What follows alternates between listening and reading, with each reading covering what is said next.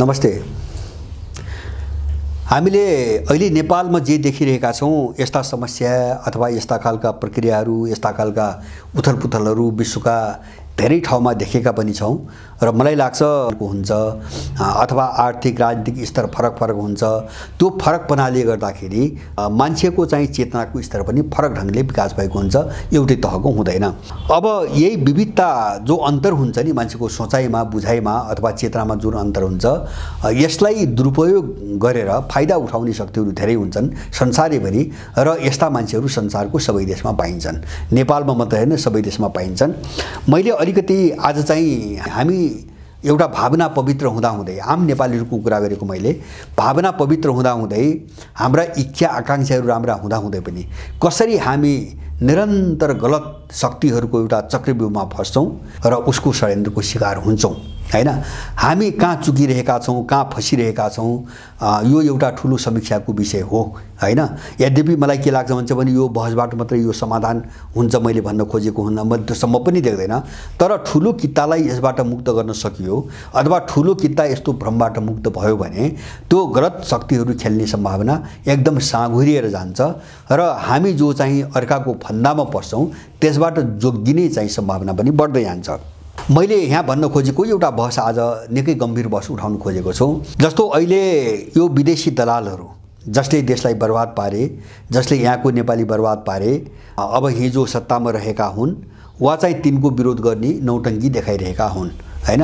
अब यिनले कहाँ गरेका छन्, जस्तो अहिले जस्तो पुष्पकमलको, माधव नेपालको अथवा शेरबहादुरको, ओलीको आदि इत्यादि हैन। अब मधेसवादीहरूको सुन्नुभयो भने उनीहरूले के भन्छन्, प्राप्त उपलब्धिहरू गुम्ने खतरा बढ्यो हैन हैन, यो अग्रगमन चाहिँ सिद्धिने खतरा बढ्यो आदि इत्यादि, प्रजातन्त्र लोकतन्त्र चाहिँ निमोट्ने चाहिँ षड्यन्त्र सुरु भयो आदि इत्यादि हामीले सुनिरहेका छौं र हामी भ्रमित हुन्छौं। त्यस्ता मुद्दामा हामी भ्रमित हुन्छौं। भ्रमित के कारणले हुन्छौं भन्छ भने हामीले यस्तो बहसमा एउटा कुरा बुझिरहेका छैनौं वा ध्यान दिन सकेका छौं। हाम्रो बहस यस्तो परिवर्तन भयो हैन अथवा चाहिँ यस्तो उपलब्धि भयो भन्ने मात्रै हो कि त्यो कसका लागि भयो भन्ने पनि हो हैन। हामीले यो अन्तर बुझिरहेका छैनौं। परिवर्तन त दिनदिनै भइरहन्छ हैन, संसारभरि भइरहेको छ, निरन्तर भइरहनेछ, तर त्यो कसका लागि हुन्छ, कसका लागि भन्ने प्रश्न जब हामी छुटाउँछौं हामी षड्यन्त्रको शिकार हुन्छौं। त्यसकारणले जस्तो मैले अलिकति यहाँ के तस्बिर राख्छु, जस्तो अहिले यो 2063 पछि भनौं यो दलाल तन्त्र, यी दलाल हत्याराहरू, यी देशमाराहरू, यी लुटेराहरू हैन, नयाँ पुराना दुवै खालका जोगीहरू हैन, यो व्यवस्थालाई ठीक भन्नेहरू, छोटोमा भनौं भने यो व्यवस्था ठीक हो, यो लोकतन्त्र हो भन्नेहरू हैन, यिनी सबैको क्रियाकलाप 63 सालपछिको हेरौं 20 खर्ब वैदेशिक ऋण। अनुमान गर्नुहोस् है, हामीले अनुमान गरौँ अलिक गम्भीरतापूर्वक। यो 20 खर्ब वैदेशिक ऋण यो रिपब्लिका भन्ने यहीको अंग्रेजीमा निस्कने पत्रिकाको समाचार हो। 7 मार्च 2023 मा आएको नेपालको वैदेशिक ऋण, विदेशीहरूले दिने ऋण, विदेशी भनेको अब विश्व बैंक र अन्तर्राष्ट्रिय मुद्रा कोष मूलत एडीबी एसियाली विकास बैंक, त्यसपछि अरु विभिन्न देश होला, इन्डिया होला, चीन होला, अर्को होला आदि इत्यादि। वैदेशिक ऋण 20 खर्ब पुग्यो, 20 खर्ब, जबकि नेपालको कुल राजस्व यिनले बजेट त 16 खर्ब भनेर देखाउँछन्, तर त्यो अनुदान र ऋणको आशा गरेर देखाउने कुरा हो। नेपालको गएको तपाईँ बजेट हेर्नु हो भने नेपालको आन्तरिक स्रोत उठ्ने पैसा 10 खर्ब नागेको पुगेको छैन, 10 खर्ब पनि पुगेको छैन। सामान्य खर्च, तलब भत्ता भन्ने यिनले खाने खर्च, त्यो कुल राजस्व जो अनुमान गरिएको छ त्यो भन्दा बढ्ता छ। देशमा उठ्ने जति रकम हो नि राजस्व, त्यो भन्दा बढ्ता त यिनले तलब भत्ता भन्ने खान्छन्। अनि यिनको भ्रष्टाचार छुट्टै छ, त्यो कहाँ हुन्छ, त्यो त्यही विदेशीले दिएको ऋण अनुदान सबै भ्रष्टाचार गरेर खान्छन्। 20 खर्ब वैदेशिक ऋण छ। रिपब्लिकाको 7 मार्चको चाहिँ तपाईको समाचार रिपोर्ट हो यो। अनि वैदेशिक व्यापार घाटा 17 खर्ब 40 अरब व्यापार घाटा, झन्डै 20 खर्ब पुग्न लाग्यो भनौं। अनि 8 खर्ब बेरुजु, यो भ्रष्टाचार हो हैन, शीर्षक नदेखाइकन खाएको, जो कहाँ खर्च गरियो भने थाहा छैन, तर पैसा छैन, खर्च भएको छ। अब आयात निर्यातको अवस्था कस्तो छ भन्छ भने आयात 90% र निर्यात 10%, 100 मा हामीले 90% बाहिरबाट ल्याइरहेका छौं र 10% पठाइरहेका छौं। अब यसले हामीलाई वैदेशिक व्यापार घाटा नबढाएर के गर्ने हैन, कति बढ्दो होला हामी अनुमान गरौं। 80 लाख नेपाली, झन्डै वैधानिक रेकर्ड गरिएका नगरिएका वैधानिक र अवैधानिक दुवै हिसाबले गएका 80 लाख नेपालीहरू देशमा काम गर्न नपाएर विदेश गएका छन् र नेपालीहरूलाई विदेश लखिने एउटा सुनिश्चित योजना अझै पनि जारी छ तीव्र रूपमा। अब मैले अघि नै भने कुल राजस्व उठ्ने राजस्वभन्दा सामान्य खर्च बढी छ। सामान्य खर्च भनेको तलब भत्ता सेवा सुविधा हैन, यिनी भूतपूर्व हुन् कि बहाल हुन्, यिनले लुटेर खाने जो पैसा हो हामीले कर तिरेको अथवा भन्सारबाट आएको हैन, आयात निर्यातबाट चाहिँ भन्सारबाट आउने जो कर हो, अब त्यो भन्दा यिनको सामान्य खर्च बढी छ देशको हालत। अब बैंकिङ सङ्कट मुद्रा पलायन हामीले अहिले भोगिरहेका छौँ हैन, जस्तो पैसा सबै बाहिर पठाइसके लुकाइजाए, एउटा सङ्कट सिर्जना गर्नको निम्ति हाहाकार ल्याउनको निम्ति पैसा छैन, बैंकहरूले ऋण दिँदैनन् हैन, पैसा लुकाइएको छ र त्यसमा अब ऋणको रूपमा राखिएको नेपालीहरूको सारा सम्पत्ति सर्वस्वरण गर्ने अभियान एउटा बैंकहरूले चलाछन् हो। यो उपलब्धि 63 सालपछिको यो सरकारी आँकडा हो, यो मैले लगाएको आरोप होइन। हामी अग्रगमन आयो भनिरहेका छौँ, कति बेकुफ छौँ हामी हैन, हामी कति बौला भइरहेका छौँ, बौला बनाएका छौँ। अब यसबाट के गर्नुभयो भने मैले अघि नै भने नि लोकतन्त्र आयो भन्ने मात्रै हो कि त्यो कसको निम्ति आयो पनि भन्ने हो। त यो बीचमा यो त हाम्रो तथ्याङ्क भयो, देशको हालत हाम्रो हालतको कुरा भयो हैन, तर यो पाटो मात्रै त छैन त, अर्को पाटो के छ, जसका निम्ति आयो त्यो अपराधी तत्त्व हात्ती चप्पले अहिले अरबपति छ हैन। तपाईको यिनी पार्टीको तल ओडाको कार्यकर्ता हेर्नुस्, त्यससँग कम्तीमा एउटा दरबार छ, एउटा ठुलो बिल्डिङ छ, गाडी नहुने मान्छेहरू छैन यिनका जिल्ला स्तरका हैन, व्यापारी अथवा चाहिँ पार्टी सदस्य हेर्नु भने गाडी नहुने मान्छे छैनन् हैन, यिनी सबै अरबपति भए हो, तिनको निम्ति आएको छ हैन। जस्तो कानुन यिनलाई लाग्दैन, यिनले जति अपराध गरे पनि लाग्दैन, लोकतन्त्र उनको निम्ति आएको हैन। विदेशीले नाङ्गो रूपमा देश चलाइरहेछ, लोकतन्त्र त्यसको निम्ति आएको छ। त हाम्रो निम्ति के आयो, नेपालीको के निम्ति आयो, हामी कसको निम्ति भनी बहस गरेनौँ, हामी त्यही फसिरहेका छौँ। हामी यस्तो भयो उस्तो भयो हैन, उनले हामीलाई कहाँ बगाइरहेछन्, बोल्ने वाक स्वतन्त्रता रे प्रजातन्त्रको सबभन्दा ठुलो गुण यही हो रे, होइन झुट। यो हुने खाने अपराधीहरूको व्याख्या हो। हाम्रो व्याख्या के हुन्छ भने मान्छेको सबभन्दा पहिलो सबभन्दा ठुलो अधिकार भनेको पेटको समस्या हल गर्ने अधिकार हो।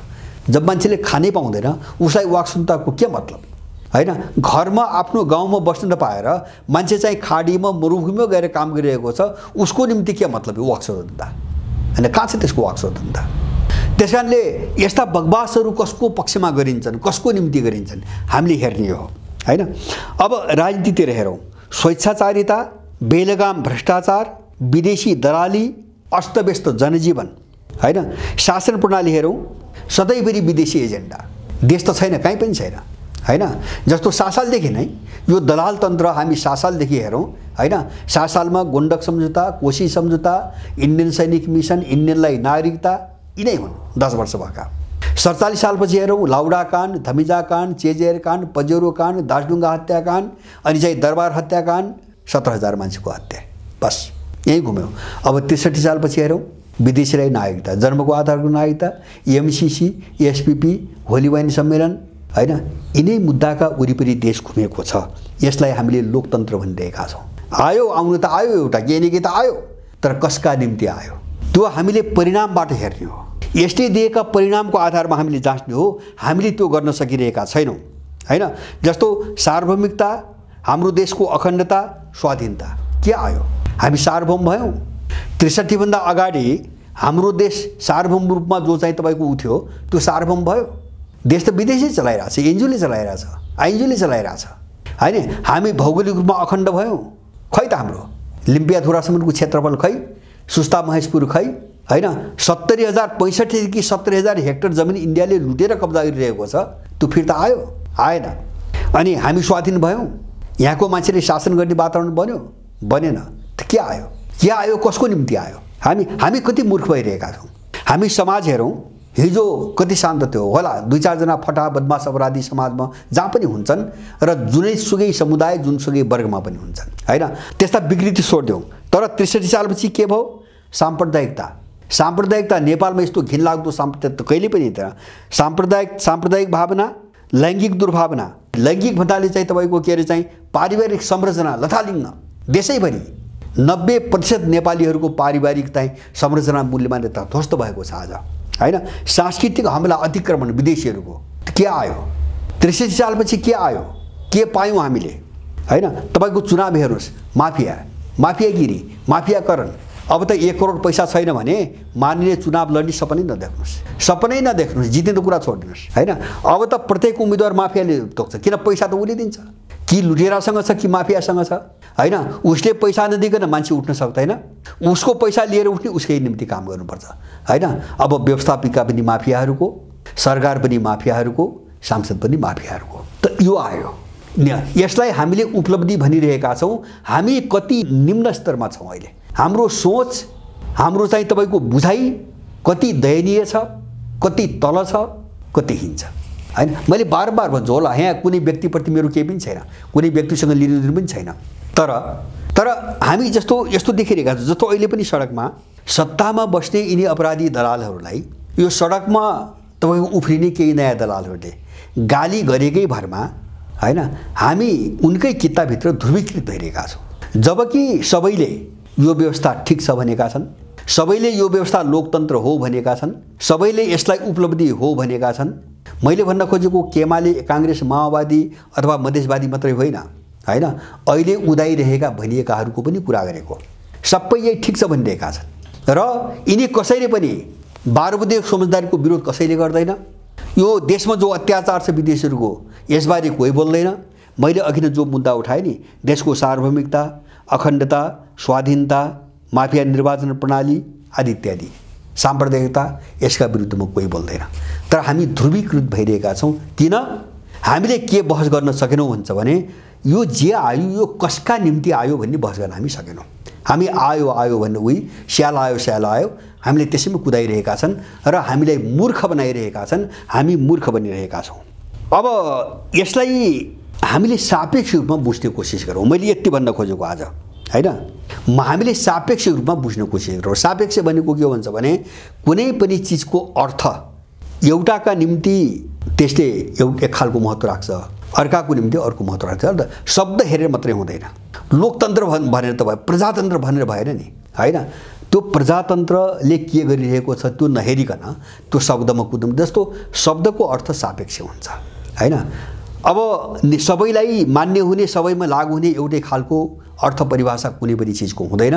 हामीले यही चिज बुझेनौँ। जस्तो अहिले देश लुट्ने हत्यारा, देशद्रोही अपराधीहरू सत्ताच्युत भए भने उनले के भन्छन्? त्यसलाई प्रतिगमन भयो भन्छन्। भोलि हामी के भन्छौँ? यिनी उन्मूल भयो भने त्यो देश अग्रगमनतिर गयो भन्छौँ हामी। यिनी उन्मूलन हुने भनेको देश अग्रगमनतिर जाने हो हाम्रो भाषामा, हाम्रो अर्थमा। उनको अर्थमा उनीहरू डुब्नु भनेको प्रतिगमन हुनु हो। यति ठुलो अन्तर छ। किन? यो सापेक्षता हो, हैन? जस्तो किन भन्छ भने मान्छे कहीँ बसेको छ, उसको हित कुनै स्वार्थ कति जोडिएको हुन्छ। यो सामाजिक नियम। जस्तो हामीले युक्रेन द्वन्द्वमा देखिरहेका छौँ नि, रुस र त्यसलाई समर्थन गर्ने संसारका कुनै पनि मिडिया हेर्नुहोस् जसले रुसको एउटै गल्ती देखाएको होस्, कसैले देखाउँदैन। अर्कोतिर पश्चिमा मिडिया त्यत्रो अपराध गरे, युक्रेन द्वन्द्व भट्काउन त्यत्रो भूमिका खेले, तर ती कसैले पनि अमेरिका र युरोपियनको दोष छ भनी भन्दैन। टोटल 100% दोष रुसलाई देखाउँछ। यो हो सापेक्षता। किन? सबैको हित त्यसैमा छ। त हामी पनि सापेक्षतामा हाम्रो हित जान्छ, हामी त्यही बोल्ने हो। सर्वमान्य कुरा केही पनि हुँदैन, सबैको निम्ति मान्य भन्ने कुरा नै हुँदैन। यो भ्रम हो। यो चाहिँ तपाईँको सामाजिक चाहिँ तपाईँको ऊ मात्रै होइन कि प्राकृतिक रूपमा पनि यही चिज सत्य हो। प्राकृतिक रूपमा पनि सत्य हो। यही नै प्राकृतिक नियम हो, हैन? जस्तो मैले पहिले पनि भनेको छु यहाँहरूलाई, कुनै प्रसङ्गमा कतै भनेको छु। जस्तो हामी भन्छौँ नि त्यहाँ, जस्तो म अहिले काठमाडौँमा छु, म चाहिँ तपाईँको मकवानपुरतिर जानु पऱ्यो। काठमाडौँबाट हिँडेर काठमाडौँ उपत्यकाबाट म मकवानपुरतिर जाँदा यतातिरबाट म पहाड चढ्छु। पैदल जाँदा म उकालो चढ्छु, त्यसलाई मैले उकालो भन्छु। अब मकवानपुरबाट म काठमाडौँ आउँदा मैले जुन चिजलाई उकालो भनी चढेको थिएँ त्यो मेरो निम्ति ओह्रालो हुन्छ। अब त्यो के हो त? त्यो उकालो हो कि ओह्रालो हो, हैन? अब उकालो र ओह्रालोको अर्थ त्यो मान्छेको दिशाले तय गर्ने हो। त्यो हो सापेक्षता, हैन? तपाईँ दक्षिण जाँदै हुनुहुन्छ भने त्यो उकालो हो, तपाईँ उत्तर आउँदै हुनुहुन्छ भने त्यो ओह्रालो हो। त्यो हो सापेक्ष। त्यसको चाहिँ सर्वमान्य सार्वभौम अर्थ हुँदैन। त्यस्तै चाहिँ राजनीतिमा पनि अथवा विकासमा पनि, विकासको क्षेत्रमा, समाज संस्कृति कहीँ पनि सार्वभौम अर्थ कुनै पनि शब्दको हुँदैन। हामी यही बुझिरहेका छैनौँ। हामी पक्षधरता के हो भन्ने बुझिरहेका छैनौँ र हामी जो दुष्ट हुन्, जो दुश्मन हुन्, उनको पक्षमा रहेका अवधारणाहरूमा हामीले बहस गरिरहेका छौँ। यसलाई तोड्न एकदमै जरुरी छ। त्यसकारणले यसलाई नतोड्दासम्म के हुन्छ भन्छ भने एकपछि अर्कोलाई चाहिँ अगाडि राखेर विदेशीले खेलाइराख्छ, माफियाले खेलाइराख्छ हैन। कहिले कांग्रेस पनि खेलाउँछ, कहिले चाहिँ तपाईको बदनाम हुन्छ, एमाले खेलाउँछ, त्यो बदनाम हुन्छ माओवादी भनेर लडाउँछ हैन, खेलाउँछ। अनि अब यिनी त्यसपछि मधेसवादी भन्छ, अर्को ग्याङ खडा गर्छ। अनि चाहिँ अहिले यिनी सबैलाई गाली गरेर यिनी फेरि अहिले नयाँ उदयमान भन्ने उठाउँछ। तर सबै एउटै हुन्, सबै एउटै यस अर्थमा हुन्। मैले भने नि जुन चिज हाम्रा होइनन्, जुन चिजले देश धरापमा पारे, नेपाली जनतालाई चाहिँ तपाईको एउटा धरापमा फसाए, तिनै चिजलाई सबैले उपलब्धि भनिरहेका छन् र लोकतन्त्र भनिरहेका छन्। यस अर्थमा सबै दलालहरूको कित्ताभित्र पर्ने मानिसहरू हुन्, सबै नेपाल र नेपाल विरोधी मानिसहरू हुन्। हामी यही बुझिरहेका छैनौँ र यही बहसको चाहिँ एउटा तरिका नबुझ्नाले हामी यो दुश्चक्रमा फसिरहेका छौँ। त्यसकारणले बहस कसरी गर्ने भन्ने पनि अलिकति सोच्नुपर्ने स्थिति छ सबैको निम्ति।